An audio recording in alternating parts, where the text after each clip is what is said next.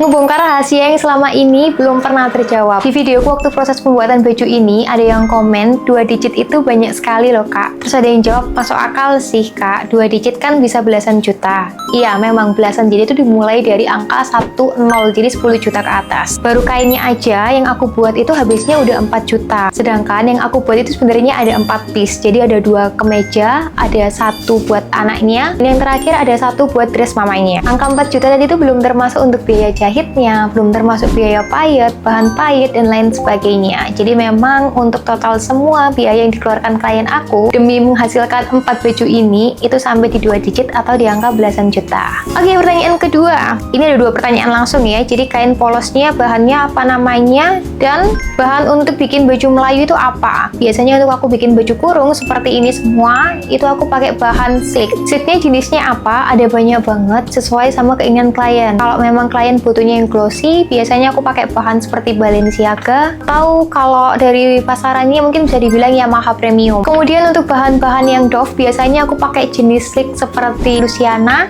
atau mungkin bahan seperti Hoods. Terus karakteristik kain seperti apa lagi yang jadi pertimbangannya? Jadi bisa pakai bahan yang kaku atau bahan yang lemas. Contohnya kalau desainnya mau pakai bahan yang kaku, structure, otomatis bahannya harus kaku juga. Contoh bahan kaku, tebal bisa pakai Dajos. Kalau misalnya bahan yang lemas bisa tadi seperti Luciana atau Balenciaga, atau mungkin bahan-bahan Canali, double stick, itu semuanya masih lemas. Tergantung nanti kalian desainnya seperti apa, dan semuanya ada plus minus tersendiri memang. Ini ada yang tanya, kenapa setiap fitting bagian pinggang belakang kelebihan? Bagian lebihan pinggang belakang ini ada 2, jadi yang garisnya horizontal, kemudian ada yang garisnya vertikal. Garis yang vertikal ini biasanya kelebihan karena ukuran lingkar pinggang. Jadi kalau misalnya klien aku diet yang turun sampai 1-2 kilo, biasanya bagian pinggangnya lebih shaping di bagian belakang. Jadi belakangnya itu bukan yang benar-benar lurus. Nah, belakangnya itu agak maju sedikit. Biasanya memang tulang belakang bagian perempuan itu memang lebih maju. Kalau yang cowok dia lurus aja. Oke, untuk yang vertikal ini biasanya karena kedorong area panggul. Jadi kalau panggulnya semakin besar, bisa jadi nanti space vertikalnya dia juga lebih besar. Begitupun sebaliknya. Kemudian tanya, dulu kuliahnya di mana? Saya dulu kuliah di Universitas Negeri Malang, jurusannya Pendidikan Tata Busana. Oke, lanjut lagi. Kalau aku ngadepi klien yang nggak tahu pengen model gimana, tambah puyeng akunya kak. Tapi kakaknya hebat, sukses terus kak, selalu suka sama konten-kontennya. Terima kasih kakak, doa baik kembali juga ke kakak. Jadi memang buat menghadapi klien yang nggak tahu modelnya, kita harus ngegali dulu. Yang pertama kita tanya, apa yang jadi kesukaan mereka. Kalau mereka nggak tahu sukanya apa, kita tanya, apa yang tidak disukai mereka. Jadi dari semua hal gitu kita eliminasi dulu, kira-kira yang nggak suka apa aja. Kemudian kita fokuskan dulu, mau warna yang apa, mau warnanya yang gelap atau yang terang. Kalau misalnya mau pilih yang warna yang gelap, otomatis warna-warna yang soft, warna-warna yang terang itu pasti udah keeliminasi. Jadi satu persatu kita eliminasi dulu sampai akhirnya kita tahu apa yang diinginkan klien dan klien maunya seperti apa. Oke, lanjut lagi. Cara bikin payet juntai gimana? Nah, caranya aku simpul dulu di bagian bawah buat kunci, dan 1 payet yang paling bawah itu dia juga sebagai penguncinya. Jadi kita masukkan dulu ke situ, kemudian kita tarik ke atas benangnya, dan di benang itu nanti baru kita kunci lagi di bagian atas. Jadi memang berkali-kali untuk buat payet juntai supaya lebih kuat. Kak, kalau bahan tile payet tanpa bordir, apakah kupnatnya hanya di furingnya ya? Jawabannya tidak, karena kalau kupnatnya hanya di furing, nanti untuk bagian tilenya jadinya bervolume. Nanti nggak sama antara furing sama luarnya. Kalau nggak sama nanti mengakibatkan tambahan volume, space volume, atau kayak bisa dibilang kopong gitu. Jadi nanti hasilnya nggak rapi.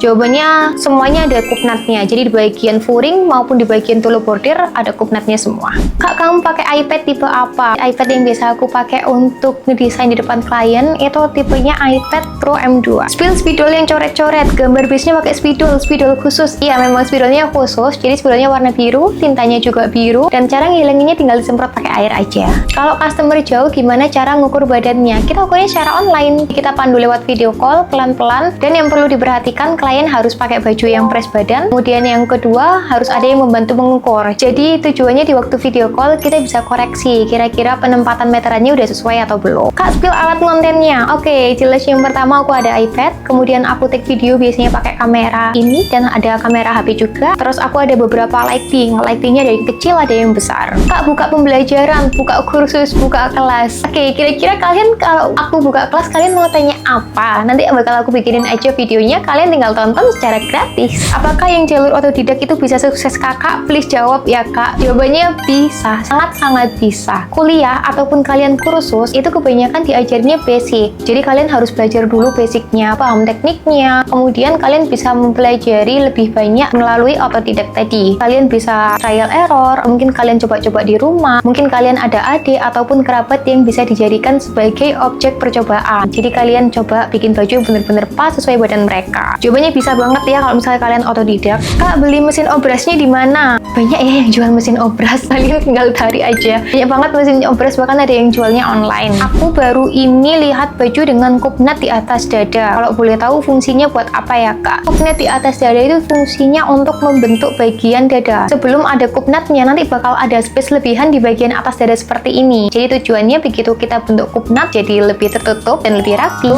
Oke, itu semua dulu yang bisa aku jawab. Kira-kira kalian mau tanya apa lagi nih? Tinggal kalian komen aja di video ini. Nanti ada editorku yang bakal bantu buat pilih-pilih. Dan see you di next video.